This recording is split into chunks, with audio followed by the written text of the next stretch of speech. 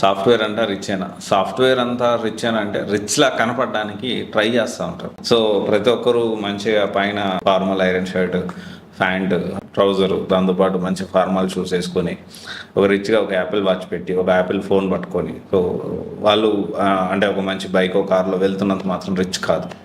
ఎక్కడైనా సిచ్యువేషన్ విషయం ఏంటి అంటే సాఫ్ట్వేర్ రిచ్గా కనపడడానికి కొంతమంది, అందరూ కాదు, కొంతమంది రిచ్గా కనపడడానికి ట్రై చేస్తూ ఉంటారు. లోపల ఎన్ని బొక్కలు ఉన్నాయి, ఎన్ని ఏమన్నా వాడికే తెలుసు. సో అందుకనే సాఫ్ట్వేర్ అంతా రిచ్ కాదు. సాఫ్ట్వేర్లో కొంతమంది కంపారిటివ్లీ అదర్ ఫీల్డ్స్తో పోల్చుకుంటే డెఫినెట్లీ సాఫ్ట్వేర్కి ఎక్కువ జీతాలు వస్తున్నాయి, ఎక్కువ శాలరీస్ వస్తున్నాయి. అందుకనే చాలామంది పిల్లనిచ్చే వాళ్ళు కూడా సాఫ్ట్వేర్ అయితేనే తొందరగా ఇస్తామని ఆలోచిస్తుంటారు. కానీ ఇన్ జనరల్గా మాట్లాడుకుంటే సాఫ్ట్వేర్ జాబ్ ఉన్నవాడు అల్లా రిచ్ కాదు, అల్లాడిపోతున్నారు. ఈ మధ్య బాగా వైరల్ అవుతుంది కదా, అల్లాడిపోతున్నారు సాఫ్ట్వేర్, మామూలుగా కాదు. ఓకే, రిచ్గా కనపడడానికి ప్రయత్నం చేస్తూ ఉన్నారు. లోపల బొక్కలు పని ఎంతమందికి ఉందో వానికే తెలుసు.